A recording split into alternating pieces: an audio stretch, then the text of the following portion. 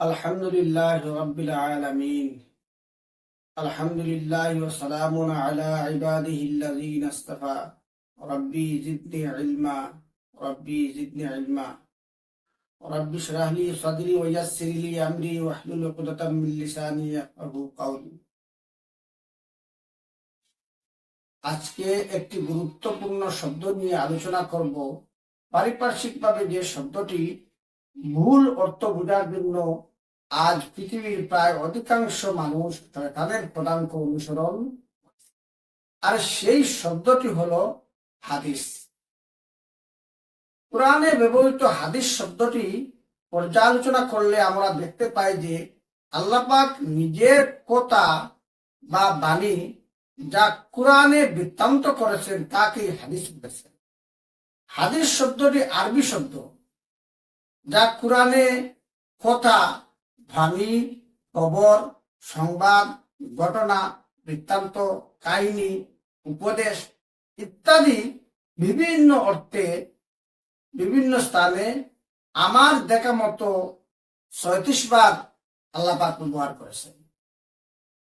পক্ষান্তরে কিছু দুষ্ট চক্র অসংখ্য পুস্তক যেমন সহিহ বুখারী, মুসলিম, তিরমিজি, ইবনে মাজাহ ইত্যাদি রচনা করে এর কথাগুলা সালামুন আলা মুহাম্মদের নামে নবীর হাদিস বলে মিথ্যা চালিয়ে দিয়েছে এবং এই মানব রচিত হাদিসগুলি পুরা বিশ্বে অধিকাংশ মানুষ নির্দ্বিধায় রাসূলের কথা, কর্ম, আদর্শ এবং কোরআনের ব্যাখ্যা হিসাবে মেনে নিয়ে মানুষ একমাত্র আল্লাহর হাদিস থেকে দূরে সরে গিয়েছে।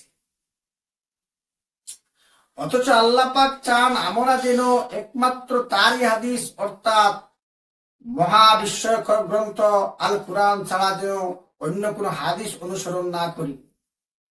পবিত্র কোরআন পর্যালোচনা করলে দেখা যায় হাদিস দুই প্রকার।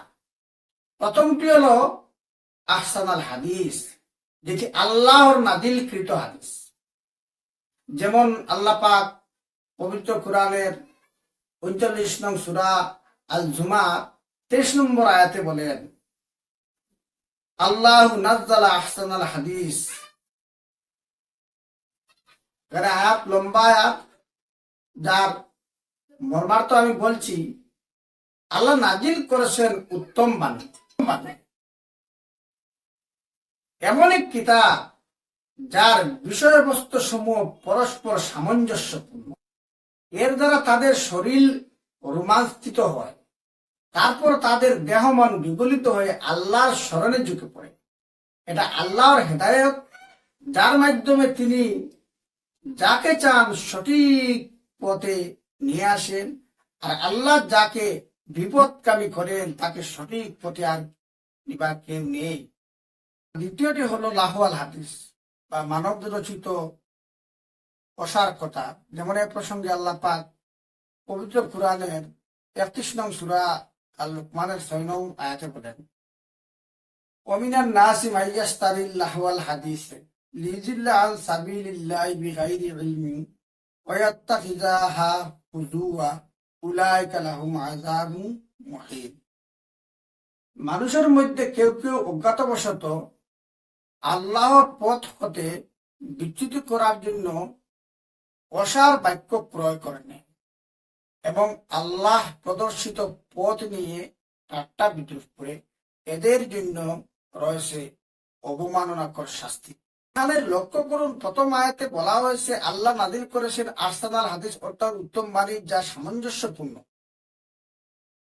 সুসামঞ্জস্যপূর্ণ এবং বারবার পঠিতব্য।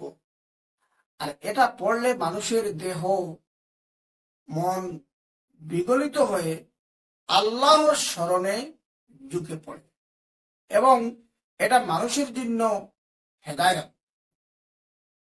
অপরদিকে দ্বিতীয় আয়াতে দেখা যায় মানুষকে আল্লাহর পথ হতে সরানোর জন্য লাহওয়াল হাদিস রচনা করে আল্লাহর প্রদর্শিত পথ অর্থাৎ আহসানাল হাদিস নিয়ে ঠাট্টা বিদ্রুপ করে। এজন্য আল্লাহ পাক তাদেরকে শাস্তির ঘোষণা দিয়েছেন। বাকারার ৭৯ নং আয়াতে বলেন, সুতরাং ধ্বংস সেই লোকের জন্য যারা নিজ হাতে কিতাব লেখে, তারপর মানুষকে বলে এটা আল্লাহর পক্ষ থেকে, যাতে তার মাধ্যমে কিঞ্চিত আয় রোজগার করতে পারে। সুতরাং তাদের হাত যা রচনা করেছে সে কারণেও তাদের জন্য ধ্বংস, এবং তারা যা উপার্জন করেছে সে কারণেও তাদের জন্য ধ্বংস। এখন দেখা যাক রাসূলের কাছে কি ওহী করা হয়, কুরআন না অন্য কিছু। ওয়া উহিয়া ইলা হাযাল কুরআন লিউনজিরাকুম, এবং এই কুরআন আমার নিকট প্রেরিত হয়েছে যেন তোমাদেরকে এবং যার নিকট এটা পৌঁছিবে তাদেরকে এ দিয়ে আমি সতর্ক করি। এটি পাবেন আপনারা ৬ নং সূরা আল বাকারা ৬ নং সূরা আল আনআমের ১৯ নম্বর আয়াতে। এটা স্পষ্ট হলো যে রাসূলের কাছে একমাত্র এই কুরআন প্রেরিত হয়েছে যা ওহী মাতলু, এবং তা দিয়ে তিনি মানুষকে সতর্ক করেন। সুতরাং ওহী গয়র মাতলু বলে রাসূলের নামে যে কথা চালানো হচ্ছে তা আদৌ রাসূলের কথা নয়। রাসূলের কথা একমাত্র কোরআন। এ প্রসঙ্গে আল্লাহ পাক বলেন, ইন্নাহু লাকাউলু রাসূলিন কারীম, অর্থাৎ নিশ্চয়ই এই কুরআন এক সম্মানিত রাসূলের কথা বা বার্তা। এটি ৬৯ নং সূরা আল হাক্কার ৪০ নম্বর আয়াত। এবার দেখুন ধর্মের বিধিবিধান রচনার ব্যাপারে রাসূলকে আল্লাহ কি বলেছেন। নিশ্চয়ই কুরআন এক সম্মানিত রাসূলের বহনকৃত বার্তা। এটি পাবেন ৬৯ নং সূরা আল হাক্কার ৪০ নম্বর আয়াত। এবার দেখুন ধর্মের বিধিবিধান রচনার ব্যাপারে রাসূলকে আল্লাহ কি বলেছেন, যার অর্থ দাঁড়ায় তিনি যদি আমাদের নামে কোনো কথা রচনা করে চালাতে চেষ্টা করতেন তবে অবশ্যই আমরা তাকে পাকড়াও করতাম ডান হাত চেপে ধরে। তারপর অবশ্যই আমরা কেটে দিতাম তার হৃৎপিণ্ডের শিরা। অতঃপর তোমাদের মধ্যে এমন কেউ নেই যে তাকে রক্ষা করতে পারে। সূরা হাক্কা ৬৯ নং সূরার ৪৪ নম্বর আয়াত থেকে ৪৭ নম্বর আয়াতে এই কথাগুলো বলা হয়েছে। চিন্তা করুন, কোরআনের বাইরে রাসূল তো কোনো কথা বলার সম্ভাবনাই নেই। এরপরও আল্লাহ পাক রাসূলকে এভাবে হুঁশিয়ারি দিয়েছেন, কেননা এই কোরআনই স্বয়ং সক্রিয়ভাবে মানব জাতির জন্য হেদায়েতের পূর্ণ জ্ঞান ভান্ডার। তাহলে তো রাসূল কোনো কথা রচনা করার প্রয়োজনই নেই। অতএব আল্লাহ রাসূলের মারফত জাতির কাছে এবার প্রশ্ন করছেন, আওয়ালাম ইয়াকফি আন্না আনজালনা আলাইকাল কিতাবা ইউতলা আলাইহিম ইন্না ফি যালিকা লা রাহমাতুন ওয়া যিকরা লিকাউমি ইউমিনুন। এটা কি এদের জন্য যথেষ্ট নয় যে আমি তোমার প্রতি কোরআন অবতীর্ণ করেছি, যা এদের নিকট পাঠ করা হয়, এতে অবশ্যই অনুগ্রহ ও উপদেশ রয়েছে সেই কওমের জন্য যারা ঈমান আনে। সূরা আনকাবুত ২৯ নং সূরা আনকাবুত আয়াত নম্বর ৫১। আল্লাহ উনার সুস্পষ্ট কিতাবকে লক্ষ্য করে বলেছেন, তিলকা আয়াতিল্লাহি নাতলু আলাইকা বিল হাক্কি ফাবিআই হাদিসিম বাদাল্লাহি ওয়া আয়াতি ইউমিনুন। তার আয়াত যা আমি আপনার কাছে আবৃত্তি করি যথাযথরূপ, অতএব আল্লাহ তার আয়াতের পর তারা কোন কথায় বিশ্বাস স্থাপন করবে। ৪৫ নং সূরা আল জাসিয়ার ৬ নম্বর আয়াত। আবার আল্লাহ পাক 56 নং সূরা আল ওয়াকিয়ার 21 নং আয়াতে বলেন আফা বি হাদাল হাদিস আনতুম মুদহিনুন, তবুও কি তোমরা এই বাণীকে তুচ্ছ গণ্য করবে?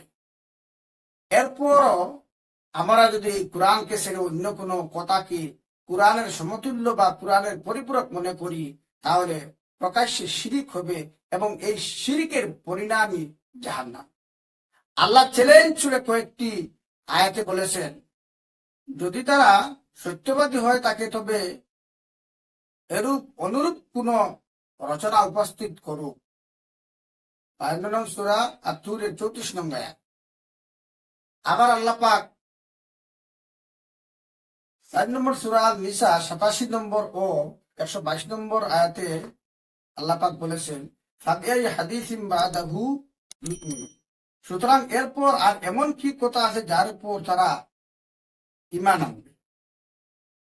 আফা বি হাযাল হাদিস আনতুম মুদহিনুন, তবুও কি তোমরা এই বাণীকে তুচ্ছ গণ্য করবে? 56 নং সূরা আল ওয়াকিয়ার 80 নম্বর আয়াত। এরপর আমরা যদি এই কোরআনকে ছেড়ে অন্য কোনো কথাকে কোরআনের সমতুল্য বা কোরআনের পরিপূরক মনে করি, তাহলে প্রকাশ্যে শিরিক হবে এবং এই শিরিকের পরিণাম জাহান্নাম। আল্লাহ চ্যালেঞ্জ হিসেবে কয়েকটি আয়াতে বলেছেন। সূরা নিসা 87 ও 122 নম্বর আয়াতে আল্লাহ পাক বলেন, ওমান আস্তাকু মিনাল্লাহি হাদিসা। আর এমন কে আছে যে কথায় আল্লাহ অপেক্ষা বেশি সত্যবাদী? আবার 77 নম্বর সূরা এর সূরা মুসালাতের 50 নম্বর ও 7 নম্বর সূরা আল আরাফের 185 নম্বর আয়াতে আল্লাহ পাক বলেন, ফাবিআই হাদিসিম বাদাহু ইউমিনুন। সুতরাং এরপর আর এমন কি কথা আছে যার উপর তারা ঈমান আনবে? বুধ শক্তি সম্পন্ন ব্যক্তিদের জন্য আছে শিক্ষা।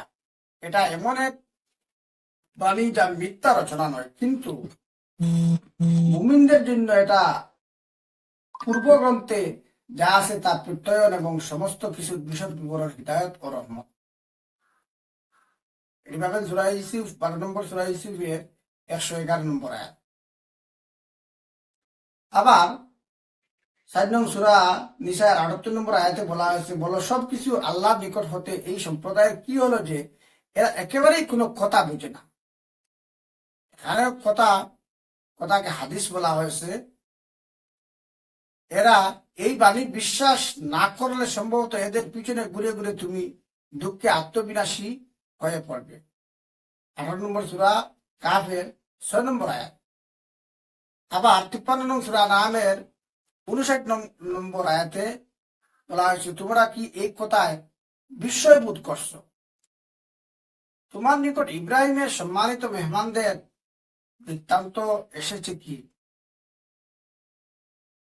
এটি পাবেন 51 নং সূরা জারিয়াতের 24 নম্বর আয়াতে। আবার 20 নম্বর সূরা তাহার 9 নং আয়াত ও 79 নং সূরা নাজিয়ার 15 নম্বর আয়াতে আল্লাহ পাক বলেন, হাল আতাকা হাদিসু মুসা, মুসার বৃত্তান্ত তোমার নিকট পৌঁছেছে কি? আবার হাল আতাকা হাদিসুল গাশিয়া, তোমার নিকট কিয়ামতের সংবাদ কি এসেছে? এখানে হাদিস বলতে কিয়ামতের কথাকে বোঝানো হয়েছে। সূরা গাশিয়ার 1 নম্বর আয়াতে। আবার 85 নং সূরা আল বুরুজের 17 নম্বর আয়াতে বলা হয়েছে, হাল আতাকা হাদিসুল জুনুদ, তোমার নিকট কি পৌঁছেছে সৈন্যবাহিনীর বৃত্তান্ত। এখানে লক্ষ্য করুন, উল্লেখিত কয়েকটি আয়াতে হাদিস শব্দটি দ্বারা আল্লাহ উনার অসামঞ্জস্যপূর্ণ বাণী অর্থাৎ কোরআনকে নির্দেশ করে হাদিস বলেছেন। তাছাড়া নিম্নলিখিত রেফারেন্সকৃত আয়াতগুলাতেও বিভিন্ন অর্থে হাদিস শব্দটি আল্লাহ পাক কোরআনে ব্যবহার করেছেন। যেমন 76 4 42, 4 140, 6 68, 12 6, 12 21, 12 নম্বর সূরা 101, 18 নম্বর সূরা 70, 20 নম্বর সূরা 113, 21 নম্বর সূরা 2 নম্বর আয়াত, 23 নম্বর সূরা 44, 26 নম্বর সূরা 5 নম্বর আয়াত, 34 নম্বর সূরা 19 নম্বর আয়াত, 65 নম্বর সূরা 1, 66 3, 64 44 এবং 93 নম্বর সূরা 11 আর 99 নম্বর সূরা 4 নম্বর আয়াত। অতএব আমরা কোরআনের এই তাত্ত্বিক আলোচনা থেকে বুঝতে পারলাম আল্লাহর নাজিলকৃত কোরআনই একমাত্র আহসানুল হাদিস এবং এই কোরআনই আল্লাহ ও তার রাসূলের চূড়ান্ত হাদিস বা কথা। এর ব্যতিরেকে আল্লাহ বা রাসূলের কোনো কথা বা হাদিস হতে পারে না। আল্লাহ পাক আমাদের সবাইকে যেন এই মানব রচিত সকল বিদাতের সঙ্গে কুফরি করে একমাত্র আল কোরআন অনুসরণ করে শিরিক মুক্ত রাখার জন্য তৌফিক দান করুন। রব্বানা ওয়া তাকাব্বাল দুআ।